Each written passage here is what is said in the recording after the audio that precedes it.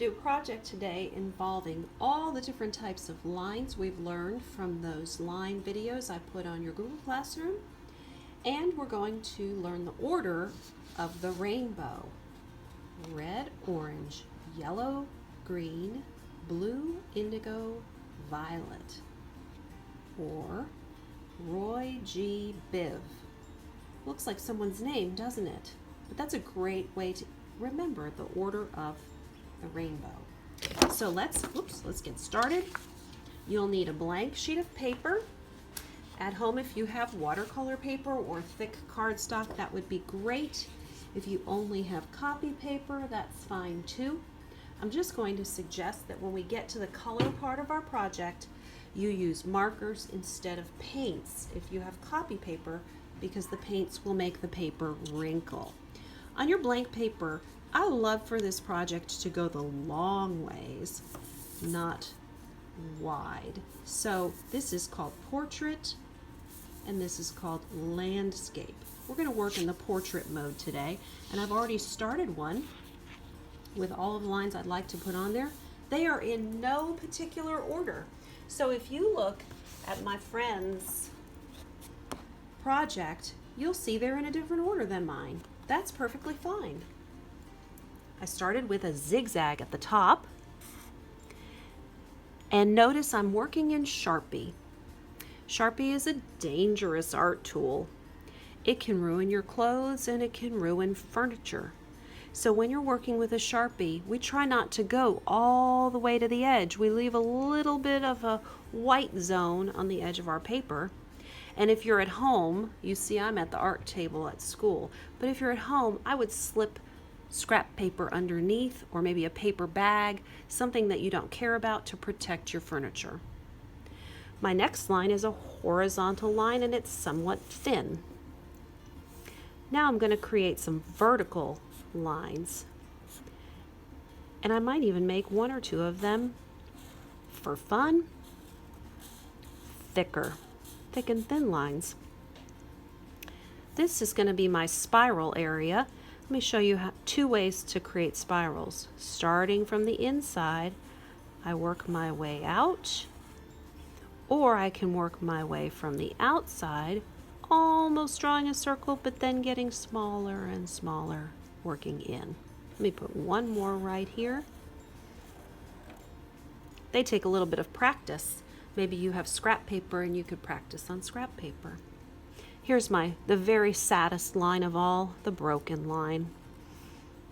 Poor broken line. And I've got a loopy line. I just made that one up. Here's another thick horizontal line. I did an average job of coloring it in. You could do better. Take your time. My diagonal lines today are going in both directions. You can make them in one or both directions. I have a dotted line, some curved lines. This one looks like a smiley face. This one looks like a frowny face. And lastly, my wavy line. So my lines are finished. Now it's time to color. I did write out on another piece of paper, Roy G. Biv. I wrote it going both ways since I've done several of these projects. So I can either start with the red on the rainbow at the top or the violet. This one matches this. So perhaps I'll make this guy the other way. And I might make this one with my markers. So I would just pick a spot and kind of draw a line across in red.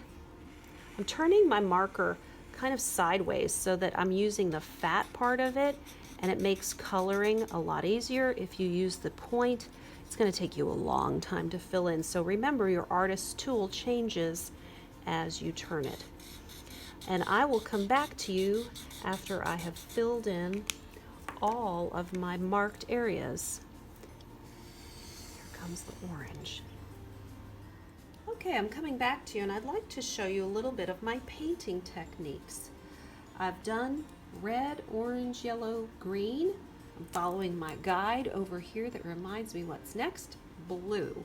And notice I'm not actually going to go by the line. I'm making that loopy half green and half blue. That is fine.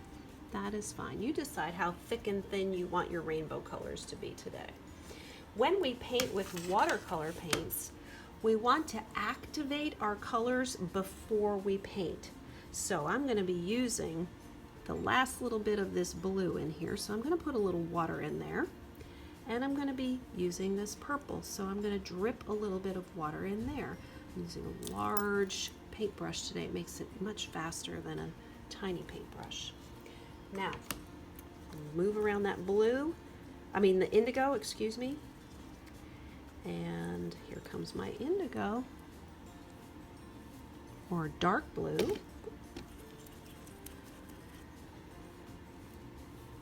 It's a little watery to me. We'll get more paint, less water. There we go. And just rinse off my brush for a second and grab up that purple, the violet for my last color, beautiful violet, and you see my rainbow coming together. So there's our project. Again, protecting your table with some kind of scrap paper underneath or an old paper bag would be great. You can get your rainbow going up or down. Either way is totally acceptable, and you can put your lines in whatever order you like. Set that out to dry and then hang it up around your house so everyone can see your beautiful lines and Roy G. Biv, the rainbow.